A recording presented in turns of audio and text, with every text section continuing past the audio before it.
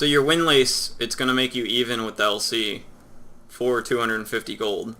But for 150 more gold, you can be 20 movement speed quicker than her. And with 20 more movement speed, until she gets boots or she gets a good nuke, she can't touch you. Plus it's just better gold-wise. You get, it's 10 gold per movement speed for boots, and then it's like 12.5 gold per movement speed for Windlace. How would you utilize the 20 move speed to actually make a difference? You can just harass a lot better and move around a lot better. And it's kind of like, instead of her getting like 3 right clicks on you when you're like running away, she might only get 1. Or when she's running away, you might get 4 right clicks instead of 3. And all of that shit's gonna add up to being more impactful than your healing salve. Plus, it's not going to disappear after you've got that advantage. Does that make sense? Yes, and also, does that mean then that when the offlaner gets boots, I should stop right-clicking them until my boots are ready? Not really. It's just willing? be mindful of it. Like, he's gonna... Depending on who the offlaner is, too, you just have to be mindful of it. Like, if it's a, if you're a Lena support and they have a Faceless Void offlane, even if he has boots, with your long-ass attack range, he's not gonna run up to you unless you let him, or if he time leaps at you. So, if he has boots and you don't, it still doesn't really matter if you play it correctly. But if you're like a, if you're like an Omni Knight and they have like a, would be a good... If you're an Omni Knight and they have a Clockwork and you don't have Repel yet, and the Clockwork has boots, you kind of don't want to fuck with him. So it's just, it's not so much that, oh, he has boots and I don't, it's over. It depends on the matchup. Isn't having the Windlace more courier efficient though? You have to use the courier for your Ring of Regen no matter what. And it's kind of, I get what you're saying. It's, you can't pick up the Windlace at the side shop, but you can pick up your boots at the side shop. And he's kind of making you I'm looking at you as like a roaming position 4, kind of, who wants to kind of babysit top, but I guess the way to look at this, which is like harder to do, is looking at the lane, your teammates, and then everything else. So I guess the easiest way to put that is when Troll gets a few levels and this guy gets a few levels, Delcy's gonna have a really hard time, right? Because this guy's gonna have, at level 3 or 4, he's gonna have, even at level 1, he has a fuck ton of lockdown. And then when this guy gets like his phase boots or whatever he gets, if this guy gets the lockdown and then this guy can just punch this guy over and over, this guy's gonna lose all of the trades. So when they get to that point, you're not really gonna be helpful top, except for if you're actively looking for a kill. Does that make sense? Yeah, and the main problem I have with this game is my roam. Yeah, it's weird because you're Avenge and you don't really want to roam too much as Avenge because your stun's kind of meh. Like if you compare it to a Nyx doesn't even want to roam, and he has a much better stun at level 1. Like Venge is kind of really weak in lane. She's good at setting up kills, kind of, but that's about it. So part of it is you guys having these two supports I don't really like too much. I've been picking Venge, and tell me if this is wrong, but I've been picking Venge to improve, to have a better late game. Yeah, Venge is definitely more of a late game support. Because her early game shit, and your a stun is always good. Um, and then your swap just gets like more impactful the later the game goes. Um, like if we compare, who would be another support? If we compare Dazzle's ult to a Venge's ult, armor falls off, but 1,200 range save never really falls off, right? Exactly. It's why I see many things scaling on her, and her spot is always good as well. Her what? Venge's swap is Yeah. always good, even Her, late too. yeah, and it's especially good against this guy. And even more so with these two guys, that if they get chronoed, they're really squishy. But you swapping them can completely save them and turn the fight. So Venge is definitely a decent pick here. And then with Troll and Venge, you guys can push early between his Fervor stacks and his ult and your Vengeance aura. So Venge is a pretty good pickup here. And you can, what is the max range on this? You can't break that, but it's still pretty good. If they like duel your puck and you swap them, it's still really good. Same with Chrono, we already talked about. So Venge, I like Venge here. It's just, Have you played with Harry Freak? who the hell is that? Just another support player, like a 600 support player on the East. I might have. I don't know. I don't know. I didn't know if you. If I said the name, if you'd be like, oh yeah. No, I don't know. So we made a list of supports that were like relevant right now, and I wanted to just go by it. Sure. With you. Maybe see if you had input or if you wanted to add to the list. Sure. But he was saying number 1 roster right now. Yeah. I don't know because they recently nerfed him, but he's definitely been strong and he might still be strong. The thing with Rasta is he's kind of like a counterpart to Lion, because they both have the Hex, of course, and then they both have Earth Spike and Shackles are like in the same ballpark, where Earth Spike can disable a lot more people and do more damage, but it's not as long of a stun and it doesn't require you to be there the whole time. And then both of you have high commitment ults, where Shadow Shamans does a fuck ton of damage if you can keep people there, and it can do damage to towers, whereas Lions does a fuck ton of damage just to anyone that you want it to. And then Mana Drain just helps them sustain without mana boots. And then they can both push out waves decently well. Shadow Shaman can do it a little bit better. So do you see how they're both kind of like counterparts to each other? Yeah. Except the Lion ult is more of a hero killing and... Yeah. And Shadow Shaman can more push by himself.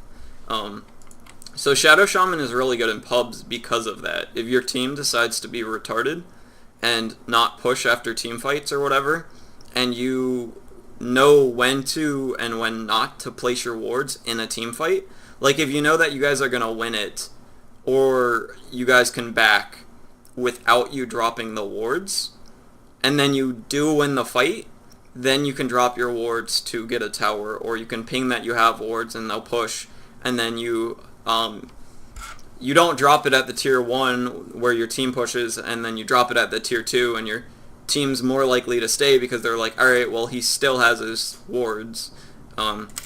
So Shadow Shaman's a lot better in pubs for pushing, whereas Lion had... First pick, right? All these are okay first picks? I haven't really thought about them as first picks.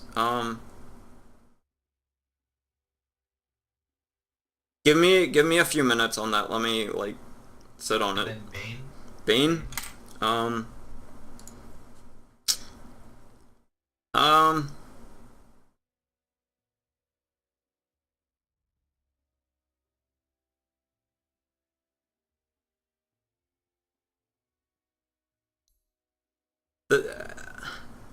He's not bad.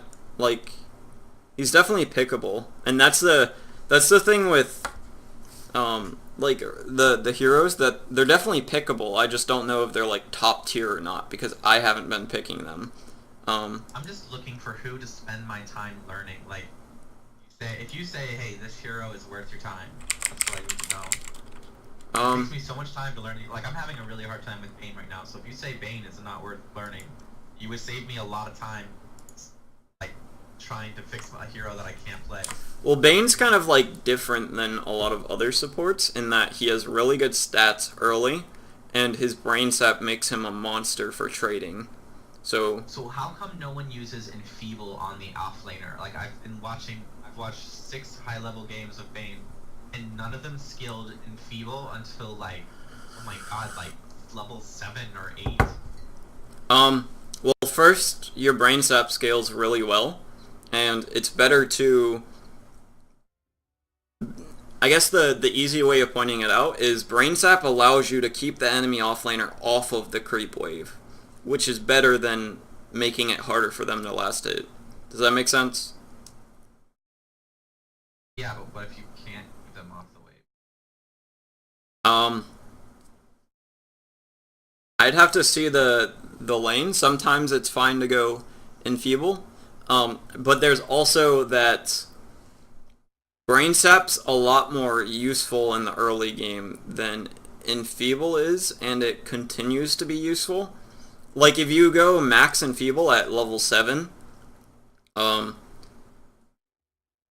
usually the heroes that are fighting at that point don't require completely their right clicks. So, like, a Quap or Storm Spirit or something like that, where they have damage that's outside of their right click, and then like the AM and the troll and stuff will show up later. But also, when those heroes show up, those are the heroes that you want to either Nightmare or Fiend's Grip, because they're usually when the heroes that are good to Enfeeble show up, they're the heroes that you want to disable completely. Does that make sense? Yeah. Okay. So it's kind of like if you put points in Enfeeble early, you're gimping yourself in the mid game. Also, it costs a lot of mana and doesn't last that long anymore. So for you to be spamming this non-stop, you're basically spending like 300 plus mana a minute to keep them from last hitting. Yeah.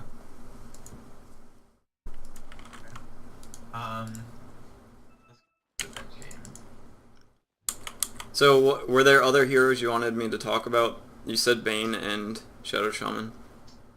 Well, he said Winter Wyvern, but I don't have enough focus right now to learn. I've already tried and failed terribly at.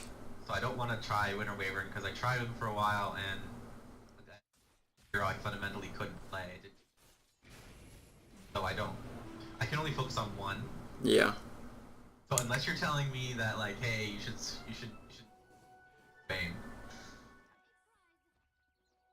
I'm just having a trouble with sleeping. It's because of balance is that his attack animations are so long. So balance, right? It's hard to. So I'm like in a game with Pudge. I think the main thing with Bane is I don't think about Bane's attack animation at all. It's more of like he only. Animations. What was that? Spell animations. None of his shit is instant. I mean, it's not too big of a deal. I think the thing with Bane is he's really good at locking down one target. Like, for Bane to be played at his peak, you want to Nightmare one guy, Enfeeble the other, and then ult another. But if somebody has like... Oh, here, let me think of a hero real quick.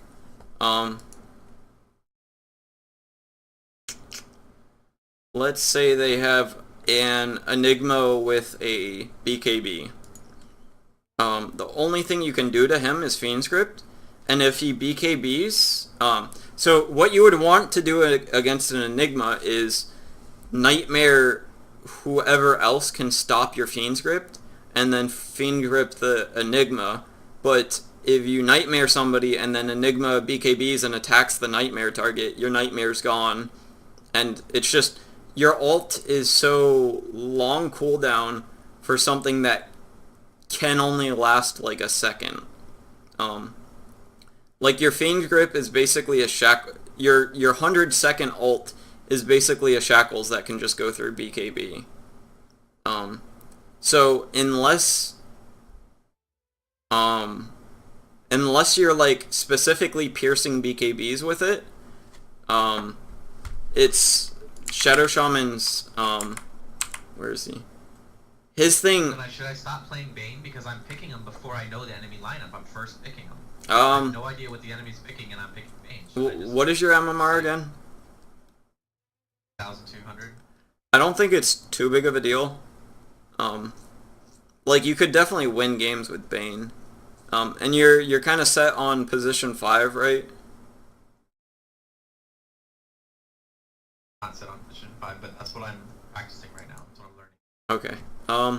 Well, I know for position 4, what heroes you can pick consistently for that, which is Clockwork and Night Stalker right now.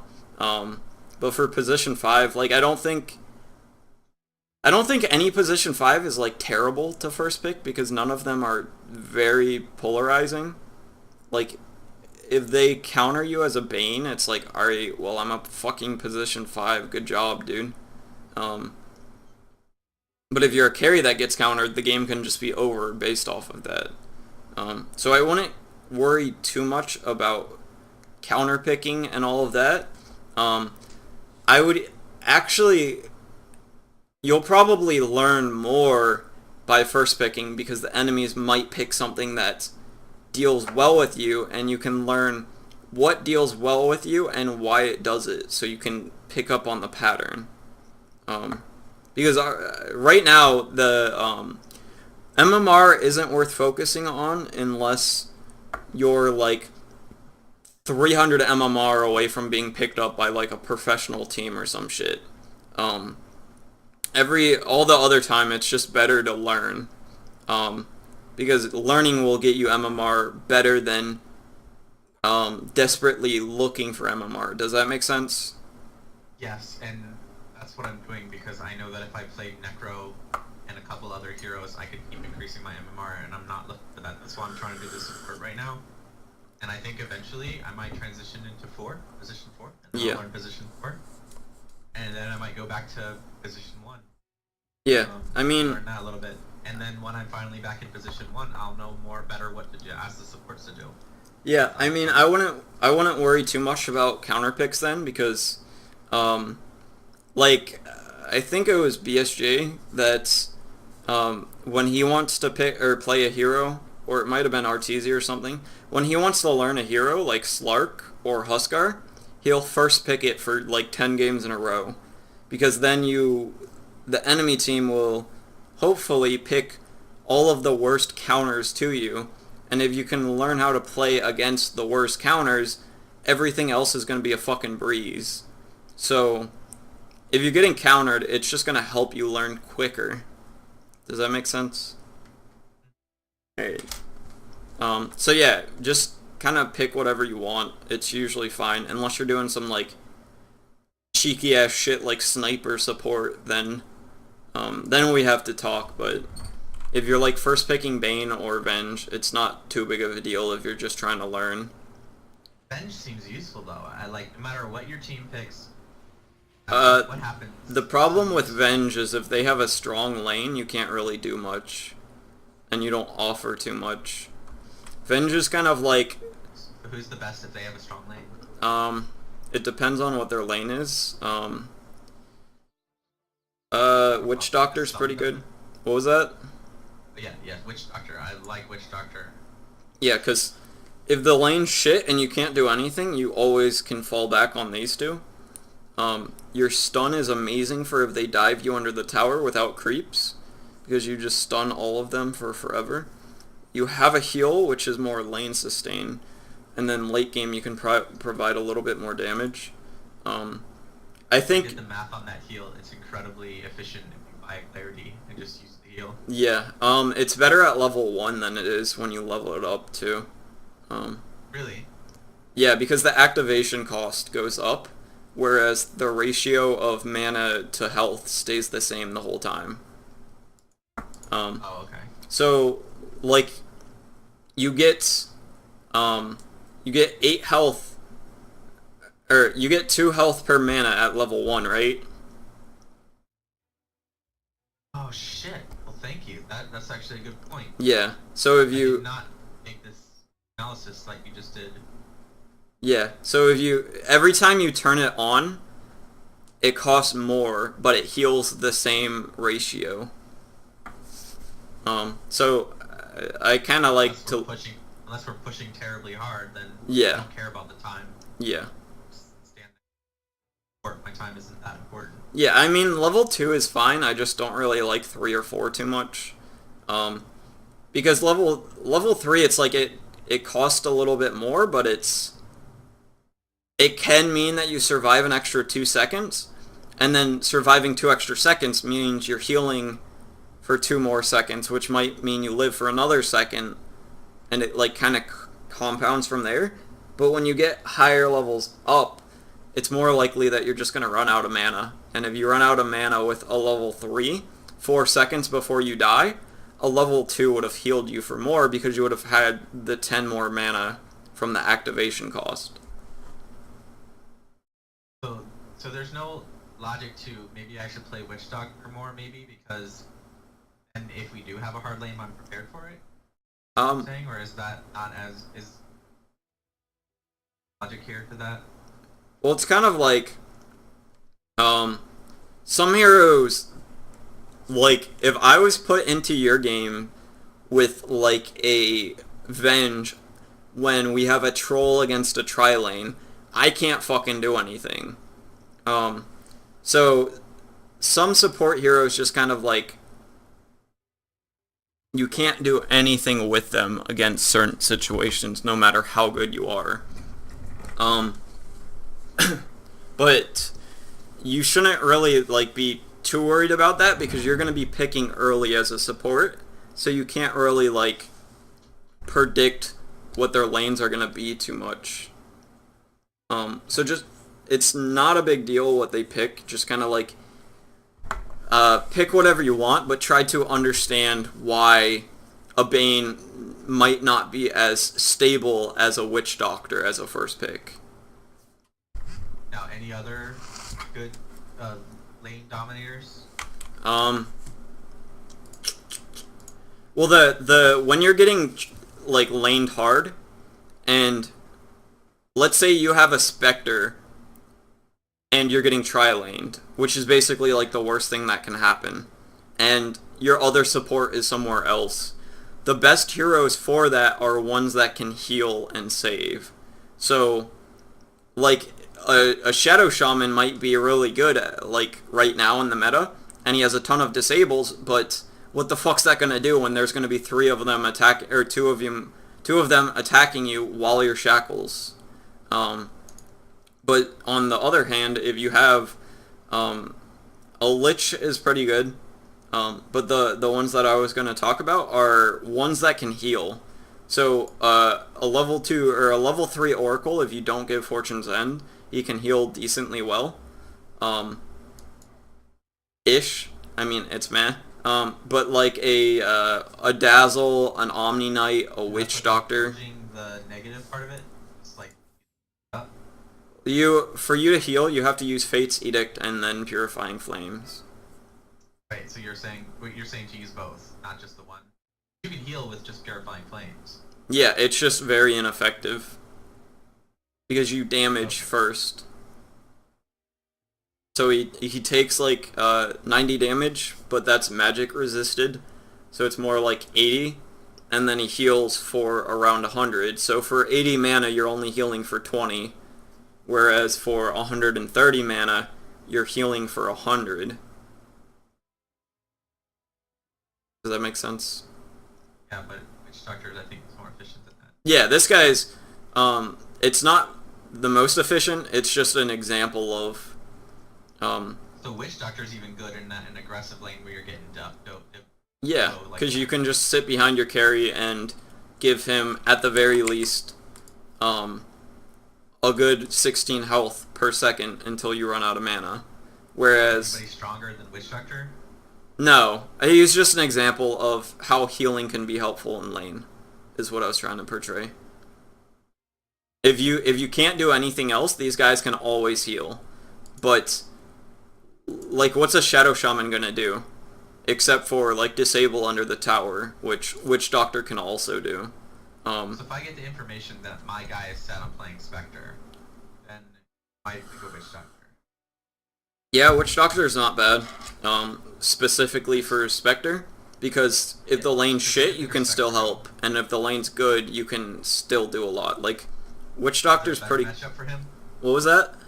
Is there a better matchup for him than Witch Doctor? I mean, it's... Are you asking just for the laning phase? It depends on the offlaner.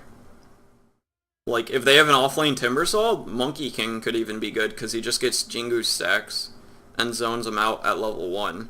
But if it's like an offlane LC, Monkey King might just get shit on, or a Clockwork or something like that.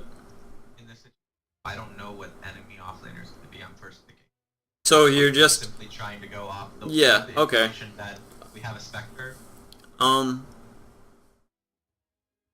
have to ask you the same thing for Slark. Okay.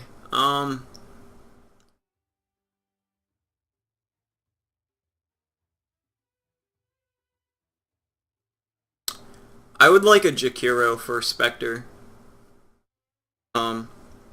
Because Jakiro's a really strong laner. He has very high starting strength, and he has 2 spells that make him trade incredibly well. But on top of that, he can also delay the game later on with your Dual Breath and your Macro Pyre if they're trying to push high ground. And Coddle... An overview of Jakiro, like, of his... His early game is really good. You start with usually Dual Breath, and the spell, like, nobody can trade it with you when you cast this. Because it's 100 damage, and it reduces your attack and movement speed by 20, or 28 for 5 seconds. And it's an AoE. So it's really hard to trade with this guy, especially because he has, like, 700 health at the start of the game, which is a lot for a support. And then he later gets... you can start with either, but it's usually better to start with Dual Breath. Then you can get some Liquid Fire, which is a orb attack, which means that you can attack the enemy while in the middle of your creeps by pressing E on them, and you won't aggro the creeps. And this is another attack slow. So with both of these, they're missing 60 attack speed at level 2. Is he pretty much the only support that has an orb?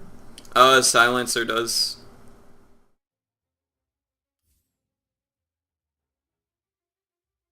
Orbs, so they pronounce better, huh? Yeah. But this guy's has like a 20-second cooldown until you level it up. Oh, okay. So, and then you were gonna ask Slark? Yeah. Well, a hero that I really like with Slark is AA. But it's extremely greedy to do that. Because these guys have tremendous kill potential. Because Slark's Pounce can set up for... Slark's Pounce is a 3.5 second lockdown. And AA needs 4 seconds of them not moving. How far is it? I think it's like... I played my first game of AA. My friends were never more impressed with me.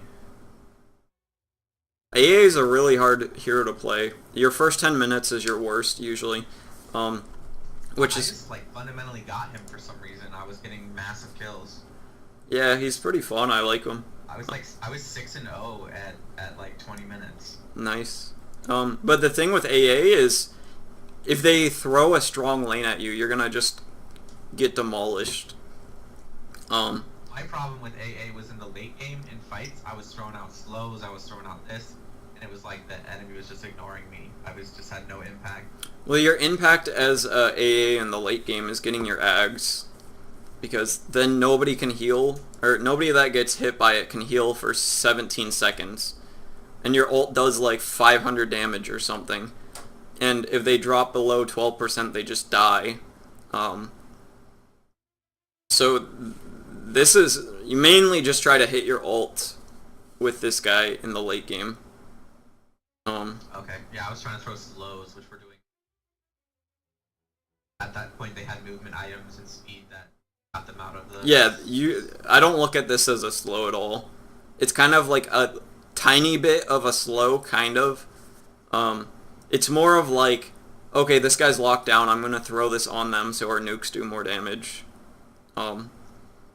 It's a really... Like a mid-game, so that's more of a mid-game thing, though. Yeah, it's a really inefficient spell for the mana, but it's a spell nonetheless.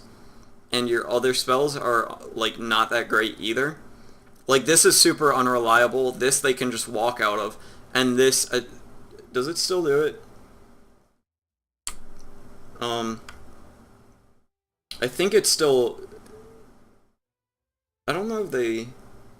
It used to have a 20 attack slow on it. I don't know if it still does. But yeah, this one's just like also not that great, but it can be. Like all of your spells can be great, but they can all also suck. So the main thing is getting your ult, and then if you have disables, trying to stack your cold feet on it, and then ice vortex too. Because if you ice vortex somebody and ult them, and you have them locked down for a while, they're basically dead. But the thing with picking him with Slark is it's super fucking greedy, and if they can, like if they have a LC, she can just heal off your cold feet and then man fight the Slark while you're right clicking them, unless you chilling touch or something. So with Slark, go over a couple more different laners and real quick. Sure. A couple more weak laners, carries, and how to yeah. That.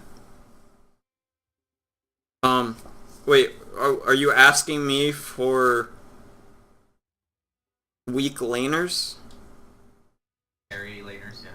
Oh, okay. I thought you meant you had a few examples of weak laners. No, the two that I knew, I just told you. Okay, Spectre's really weak, Slark's really weak, AM's situationally really weak, Arc Warden's really weak, Dro's pretty weak, Medusa can be pretty often pretty weak. Morphling, I don't even fucking know. They destroyed this guy with, whatever they did. Like, I think you can't morph with stun anymore, and then this hero just died when that happened. Naga's pretty weak. Yeah, not weak. I don't even see her, like, carry in my game, so... I just, like, think of PA as, like, a 4K minus hero. Which is probably not the right way to look at it, but, like, I haven't fucking seen her in forever.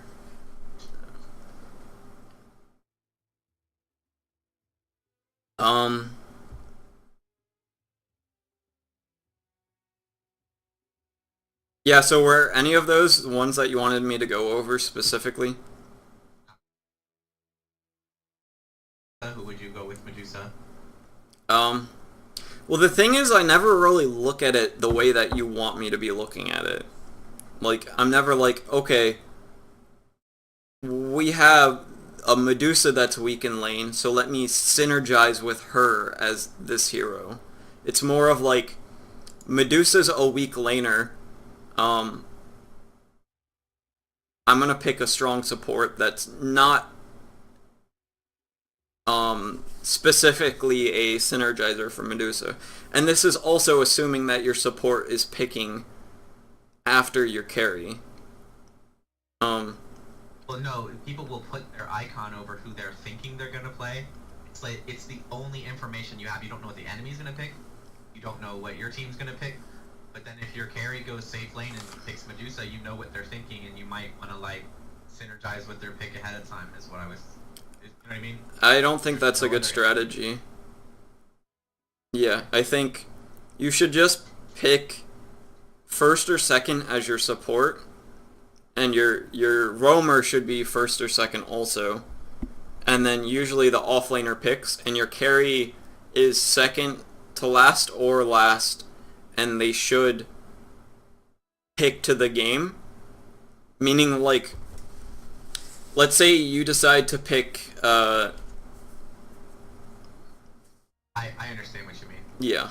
It's like their responsibility instead of yours, and I learned that a lot through BSJ, watching talks about who. yeah, like if we have a Dazzle and the enemy has an LC and I'm last pick, I'm not gonna go Spectre or Slark. And if I do, it's my fault that we lost instead of yours. So do you have any questions on any of this? No, I think I learned that I'm gonna try out Jakiro. Jakiro is pretty fucking good. I really like him. He's like more of a position 4 babysitter, kind of. Like he can also push towers on his own with, this is really good for pushing waves, this is really good for pushing waves.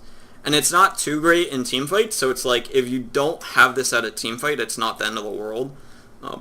It's not like a, I don't know, fucking, like, if you freezing field a creep wave and a fight breaks out, that's like a pretty big deal. It's sometimes fine, but it's like you have to be very good to recognize it. Whereas if a Jakiro just macro pyres a wave and then runs to a team fight, that's usually pretty good because that means, let's say you're, where is it? Let's say you're like up here and there's a fight breaking out over here. They still have their tier 1 and so do you. If you just macro pyre this wave and then run to the team fight, you're going to get tower damage. Which is like, that's probably more impactful than whatever this is going to do inside the team fight, unless you have like a chronosphere or something. Does that make sense? Yeah, okay. So, and then something very important with this guy is, you don't want to get Let me just summarize again. You're saying to use the ult in lane, fight, let the pushing happen while I'm gone. Yeah, because this is just kind of like, even if people stand in it for 3 seconds, it's only like a regular nuke. Like, you have to have, like if we compare it to a Quap's Scream of Pain, she can hit this on like 2 or 3 targets pretty consistently every 7 seconds. And for us to compare to that, we have to have 2 or 3 targets sitting still for 3 seconds for us to even tie with her. So it's just kind of like meh. It's a pretty good zoning tool, kind of like let's say they're running away this way and you throw it down here, it can do a lot of damage. Or if you're fighting like here, and they're running here, it can do a fuck ton of damage there. Or, let's say you're right here and a fight breaks out and you macro pyre, like, here, then they're more likely to go, like, this way. And then you can kind of, like, shape what they're doing based off of it to an extent. And your ice path is also kind of like that because it has a long windup and then it also has a formation delay. So it's pretty hard to land. And, like, if I'm a Jakiro against a Storm Spirit, I basically assume that I don't have a disable for him. Because this is, the windup's so long that usually the Storm Spirits have moved by the time that it would have hit them. So it's kind of like, it's in that realm of disable where it's not, you shouldn't count on it too much for quicker heroes. But if they have, like, a Spectre or something that's just like not running over a cliff or something, you can kind of consistently get him. It's more of like still a zoning tool than anything. Like if you can catch somebody and zone a place, that's really good. Like if you're right here and you throw it right here, and they have like people up here, you catch someone here and then they don't really want to get stunned up here, so they kind of wait it out and you zone them there, and then they run down. So probably have to go. You're probably gonna have to go over this over again when I learn him. Sure. Yeah, so the most you want is 2 points in your dual breath. Because if you get too many points in dual breath, it's going to be too long until you have ice path. And dual breath, you kind of want to get this maxed out pretty early, because having it level 4 means you have it up all of the time for pushing towers, whereas like the amount of damage per second on a tower difference between level 1 and level 4 is a fuck ton. It does twice the damage and it's up 4 times as often, so it's 8 times more damage to a tower over the course of 30 seconds to have this maxed, whereas this, it's just kind of like, yeah, the damage still goes up, but this one's burn damage goes up 4 every level, and this one goes up 20 every level, but this also does like more stuff, and it's free, and you can right click, and it works on towers. So this is, you probably want to go 1, 2, or it's either you want 2 points in this by level 3, or you just keep 1 point in it, and you max this always, almost always, and then you want to start maxing this next. Does that make sense? Yeah. 1 or 2 points in this, max this, and then max that. And if you get 2 points in this, that means that you're not going to have this until level 9, I think, instead of level 8. And then you're also going to max it a level later. And the max is pretty good. Because its downtime goes down a lot on the max as opposed to the other levels. Or not like too much, but yeah. And then the items for him, he doesn't really need anything at all. I like tranquils on him because you have a lot of intelligence and you're not really spamming this out too much. You can farm with this. People go, do you want me to go over this, or do you want me to wait until you get into this hero? I'd probably try to learn like 80% of it and then have you fill in the 20% after. Alright, gotcha. It's like, I'm pretty decent at like figuring out heroes on my own. Okay. Except for Bane, apparently. Yeah. So do you have any other questions on any of that? No. Pretty much how to do better in the mid game with Venge, and it's interesting that you said you like how I'm following him like that? I'm tired of fucking not being able to coordinate with people, so I thought if I just follow someone, when they go in, I'm there. That makes sense. Yeah. I've started doing this a lot, because it's like, it's foolproof. When they go in, I will be there. Well, you should be leading this. Because you have more movement speed, and if you get a disable, it means that this guy gets a disable, and I think you're. Break this smoke before I'm ready. You know what I'm saying? Or if I break the smoke before he's ready, isn't that worse than if my movement speed that you're talking about? Is this guy retarded?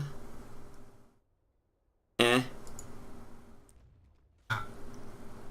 Too bad. I mean, but I never know. I'm playing with other people. Okay, so, it's kind of hard to say on that, so I don't really want to comment too much. Like, so you don't love my idea. That's enough. In a real game, you should be leading, because your stun will give this guy time to catch up with his stun. But he's not faster than the Shadow Shaman, or the Shadow Fiend. So he needs something to get him there. So it's either this guy reacts super slowly, and this guy gets a shackles, or you get a stun and then this guy gets a shackles. And then here, you should keep chasing this guy. You shouldn't go this way, because for one, you're a little bit faster than him. But for two, he can easily juke you if you go another path. But if you stay right behind him the whole time, and your Shadow Shaman, which, assuming he's a good player, he should go this way. And, like, if you go, you're gonna go this way. I think. What's stopping the Shadow Fiend from just TPing out right here? That's what he does. Is that? Yeah. So, guess what would happen if you chased him? I would have stunned him and stopped it. Yep, and then he's dead, right? Yeah. And that's... Now you guys are gonna run around like assholes until he shows mid. But it's kind of like...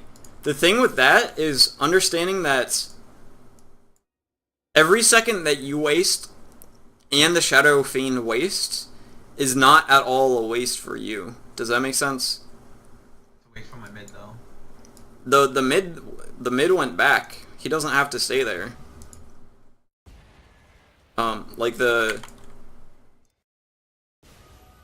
This isn't wasting time for the Storm. The Storm's like, alright, well you guys can go fuck with him. I'm gonna peace out. But if you stay on top of this guy and don't let him kill you, and you waste like a minute of both of your time, you might have just won the game there. Because him missing a minute means the Storm Spirit's gonna get like... The Storm Spirit's getting shit on right now, kind of. And that would give time for him to catch back up. It would also cancel this guy's TP. And he would have no mana, and he would have no health. So even if you don't kill him, he still has to run all the way back to base. But if you do kill him, he loses 20 damage. And he has to waste more gold and all that. So it's just like, if you stayed on him, you'd probably have like a 10% better chance of winning the entire game just from this little play. Does that make sense? Yeah.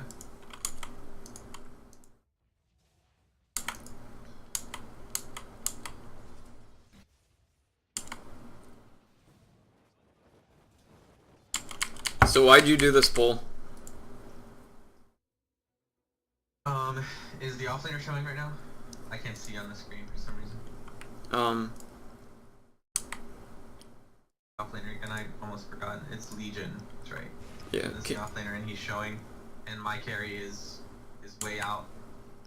So I pulled it because I did not want to wait for the stacking it and then pulling it would have. I would have had to wait till 5, or sorry, fast forwarded now. I lost my track of time. Okay, yeah. So if I stack this and pull this, I'll have to wait so long. The creep wave is not fit because I'm fixing the equilibrium. The equilibrium, it's gonna push, so it's good. But the thing is, you're single pulling it with a catapult, which is gonna mean that this creep wave is gonna probably run under this tower, and then isn't he gonna? Doesn't he have a stout shield? You get. Can he just tank it? I think you got. Did you get lucky? Yeah. So now it's gonna push even more.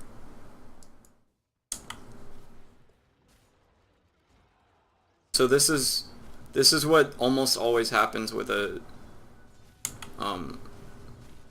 when you pull a single camp.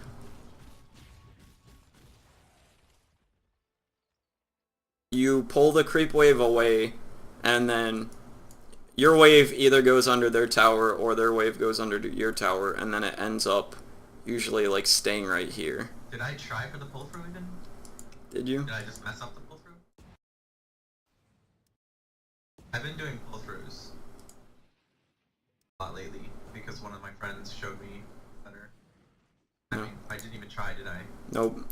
The thing that I want to Did I not throw a W?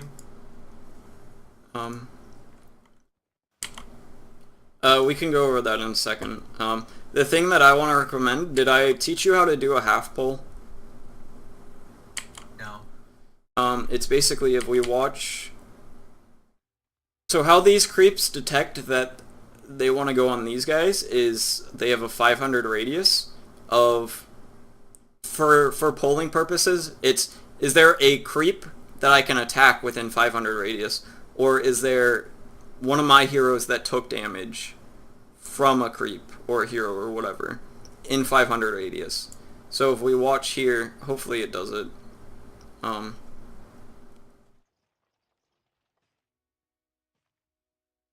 think these guys have a little bit longer.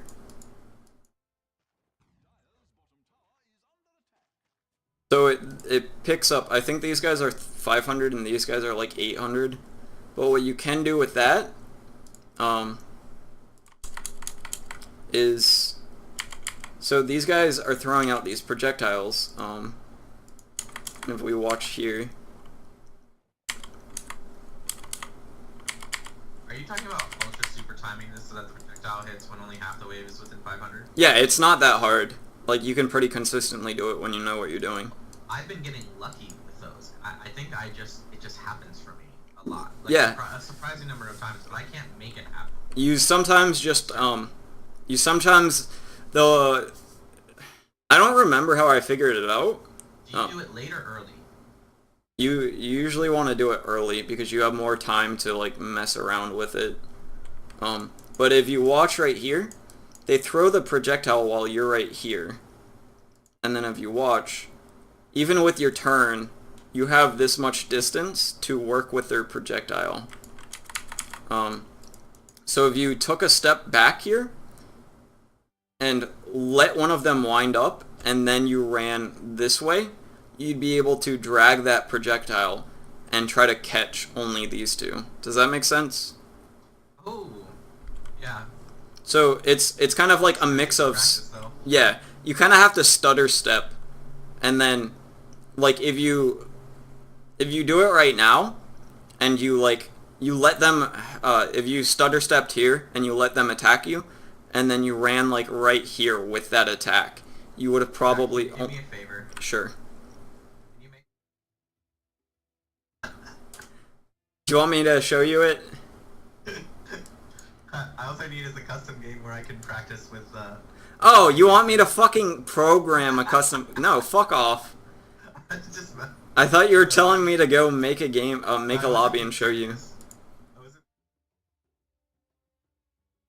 But it'd be nice if I could see the radius while going on. It would train me better if I could actually have the circle. Yeah, good fucking luck, dude. Go ask Ice Frog.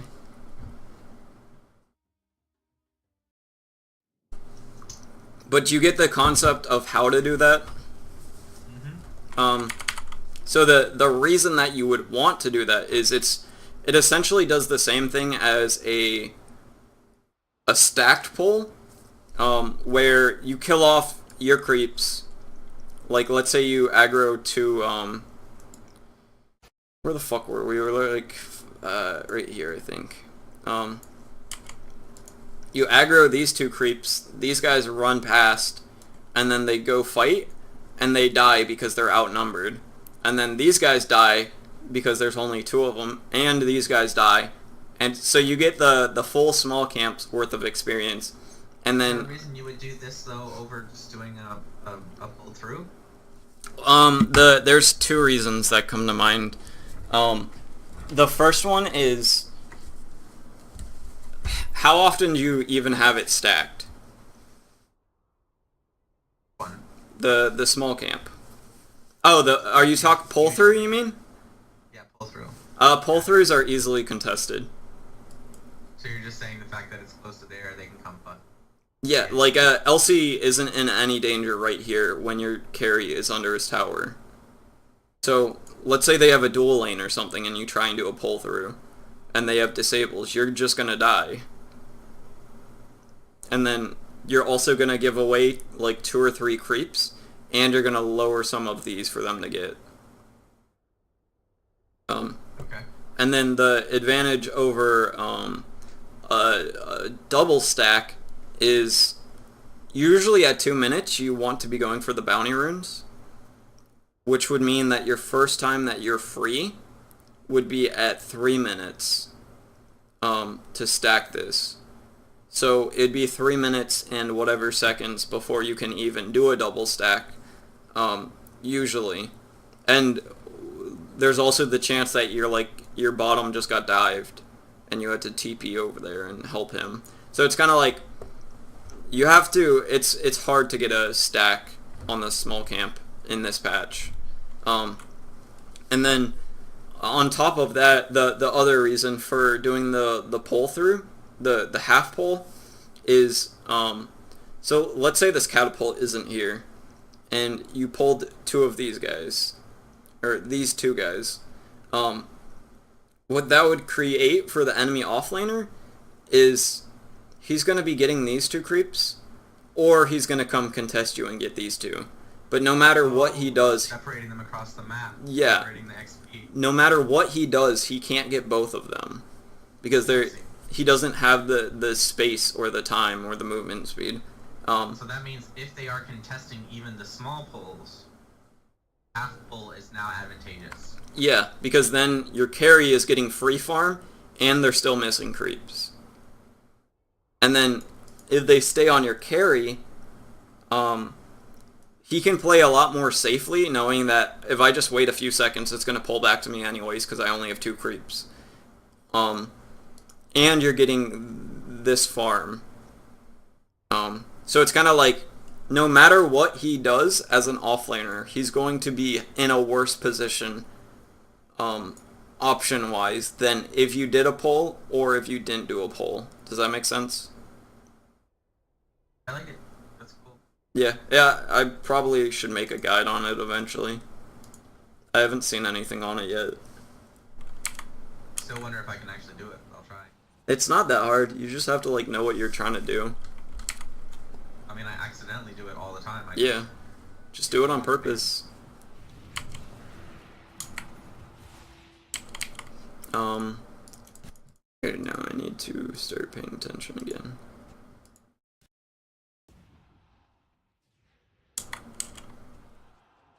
Actually, I think you finished me. 5, so... Yeah, if we want to call it, this is an hour. Yeah. Do you want to call it here? Is that good? Start getting into it, then we have to, go into another... slot. Well, the slots are 15 minutes, so... Oh, really? Yeah. If we want to just do another 15 or 30 minutes or whatever, that's... I just assumed we were doing 30 minutes. Oh. Slots. Okay. Do you want to call it or not? It's up to you. No, I want to... Alright. And then? It's good that you didn't TP there. By the time you realized, it was already too late. I don't know if you could have detected it earlier.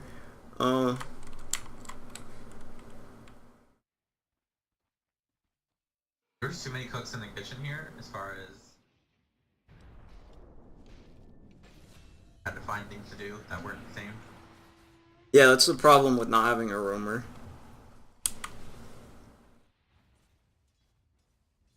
Oh, that's right. He was trying to get me to do a double pull. Or double, back.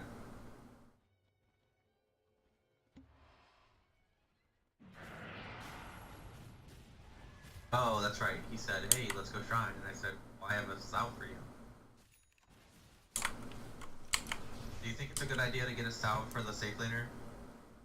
To bring enough regen? If I look at it and see, hey, doesn't have enough regen? It's hard to say because usually as a position 5 you don't have the gold to do it, and as a position 4 you're close to your tranquils, and your tranquils are more important than a salve, and he should be able to buy it for himself. So I guess if you're in a position where you're not close to anything important, if the offlaner buys one of the words? Yeah, I guess, but I'd still rather have you... Are you talking about at the beginning of the game? Yeah, when I look at my carry's items and I realize that not brought enough regen, which is frequent. I'd rather have you have boots, because then you can trade more effectively and then give them a few tangos instead. Okay. And with that, it's just kind of the main thing with that is trying to make sure you share your tangos before you need to. so that when you do need to, he's already ate one of them, and the next one is off cooldown. Okay, alright. So, sharing Tango is more OP than buying Sal. I want to call it... You'll see me start doing that now that you said that. Dude. I do that a lot. I Sal for the safe laner. What about for the offlaner if you're doing like a lane support for offlane? It's the same exact thing where usually you won't have gold, and if you do, you're close to an item that's important, and the offlaner probably has gold. Or if he doesn't, it's like, what are you doing there if your offlaner can't even afford 100 gold? Here's a good topic. Offlane, having an offlaner with a lane support. Is that game losing? It depends. Like, if they have a Spectre and you can shut it down with a lane support, it's pretty fucking game winning. But like, if they have a tri-lane and you just have a CM bottom doing nothing, then it's like, what the fuck? Can you give me an example of if you have a safe lane support and President about this happens a lot. That's the offlane picks, and then I get to see more picks on the enemy side, and I realize that they picked a weak laner. Who might you send to be lane support and to punish the? Who would you pick to punish safe lane? Lich is good, Coddle's good, Jakiro's good, Witch Doctor's good. Yeah, Lich is awesome. Like, he used to be able to offlane on his own, before the change to the range creeps. You think that deny is really that punishing? It used to be a lot more punishing, but it's still pretty fucking good. The main thing is it keeps your wave pulled towards you, which keeps it under your tower, which is exactly what a offlaner is trying to do. And then you're also generating experience for yourself and allowing yourself to spam spells on the carry at the expense of the enemy carries farm themselves. So it's not just the XP, it's the lane is punishing. Yeah, and it's experience and it's gold. So if you have like 3 points in this, the enemy carry is losing like 60 gold every 30 seconds. 120 gold per minute if you're denying all of his range creeps. And then you're also throwing a fuck ton of Frost Blasts on him, so he has to pay for more regen. And he's losing out experience, and it's closer to your tower. Can you very quickly go over some heroes where you're automatically like, hey, punish them is open? What you mean? Obviously Spectre and Slark, right? Oh, weak laners. Naga, Morphling in the early levels. Naga's more of like, she's not weak, but like, if you do things to her, she doesn't like it a lot. Because she's just... I don't think I've ever seen a Naga safe lane. 1,000 hours, 2,000 hours of Dota. If they have an AA and they only have one support,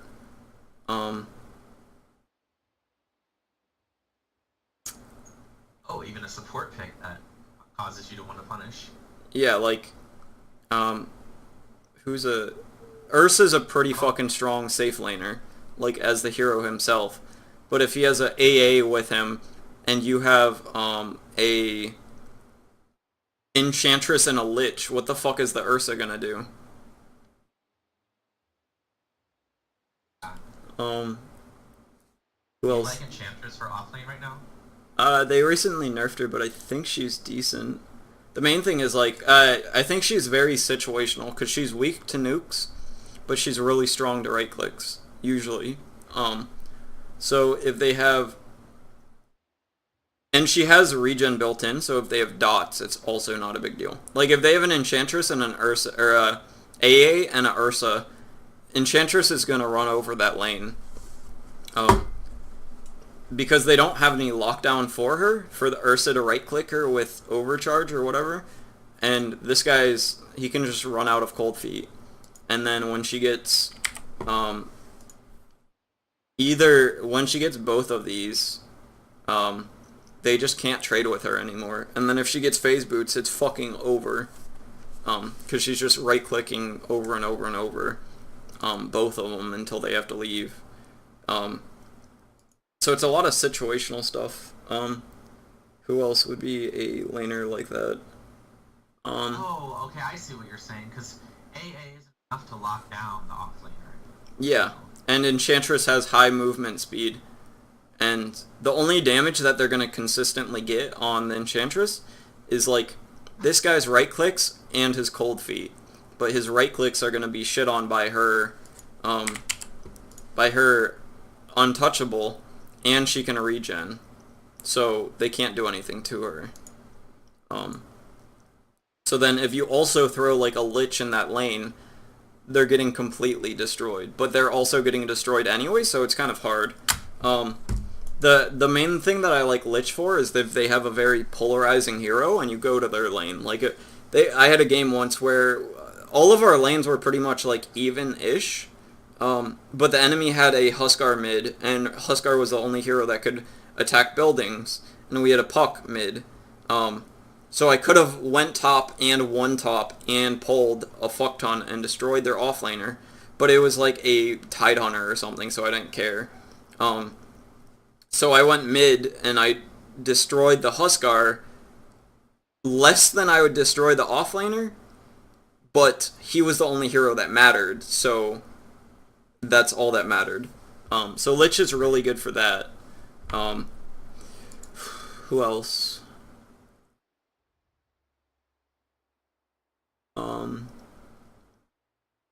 A couple more minutes in the replay. Sure. If we can catch any bad habits. Also, I want you to keep in mind of the things, first things I've done. It's kind of hard to say because you guys are in a shitty position that you shouldn't be in with the Shadow Shaman and the Vengeful Spirit. So it's kind of like a lot of bad things are happening, but they're only happening because of that. So it's like the worst thing is the pick phase, I guess, and then everything else is stemming from that.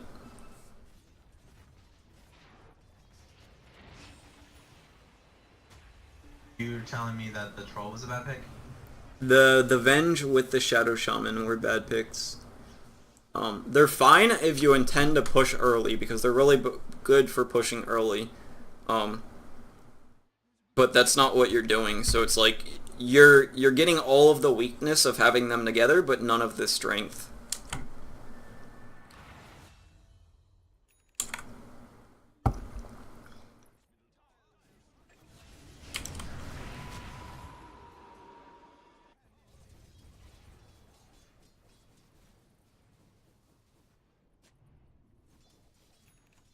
Oh.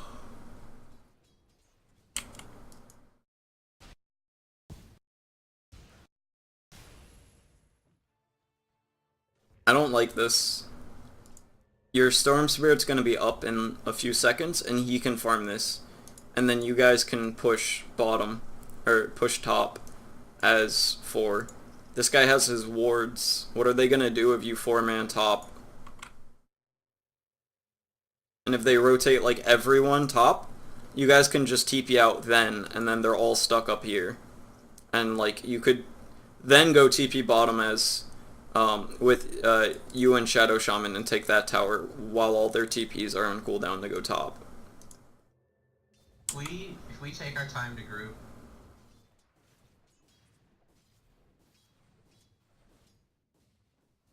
all spread out, because they're top, they go and they push. Not a bad situation. If now we can't come back because our TPs are down. If you all push, it's kind of like if they push this and they show that they're pushing as 4 from this point, you'll have enough time to take both of these towers. And like, yeah, like explain this. How does that? I don't see that. So we're going on the assumption that you stayed top, you guys pushed this, and then they TP'd? Is that what we're going off of? Yeah, at some point they reacted. I don't know how close we're to the tower, but... Okay, so let's say you and Shadow Shaman TP bottom after you guys all push here and realize that you can't continue. Is that kind of what we're going with? Do exactly what you said. We spread back out because they top, and now they're stuck top. So their only thing to do is push. They get to the tower and take safe lane tower. Okay, so in that situation, the Puck can stay here because he doesn't have his ult. And if they try to 4-man push top with your Puck there, he can just throw like an orb or two and kill the creep wave. While you guys... So in your situation, you're assuming that we have a long-range pusher, or someone that can push the wave safely. Well, you don't even need that. It's just kind of like... So let's say you TP'd everyone bottom. Usually you want to leave like one person because it's just good to do that. Because like if this Puck stays here but the troll and you three leave, this guy has all of this side of the map to farm. So if they all rotate here and the Puck stays, which he should, then he can like kind of farm this and all that. And then if they push this, you're already like, you've already killed this because you guys push faster.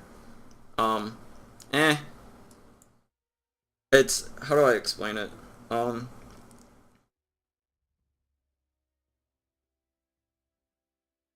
Okay, so for them to defend your push with you having wards and you guys being ahead, they have to rotate more people than you currently have there. Does that make sense? Do we agree with that? So they would have to have 5 people go top for them to stop your 4-man push. If they have 5 people go top and you leave either one person top, if you leave one person top and then you have like 3 people push here and then your Storm Spirit pushes out mid, do you see how that would be a lot more favorable for you guys? Yeah. So you have somebody farming all of the mid lane, you guys are farming all of the bottom lane. You're getting whatever the Puck can get from this. Okay, so our team XP and gold graph is by them being in one place. Yeah, and you pushing with your Venge, your Shadow Shaman, and your Troll, you're probably going to push faster than their entire team attacking this. So they're all going to be concentrating on one thing and taking it as quickly or slower than 3 of you guys are going to take this, while you have a Storm Spirit and a Puck free farming. Oh, plus their plus their mid is dead. Yeah, and if He's the main pusher. well, they need 5 people here for you to not want to push, or at least 4. And even if they only show 4, then you still have 2 people farming, the Puck and the Storm, and you have 3 people pushing, whereas they have 1 person farming and 4 people are all top. And you usually don't want to farm the off lane. So they have 4 people in a position that you don't really want to farm too much, where you guys only have 3. Because like this isn't enough like for you to safely farm.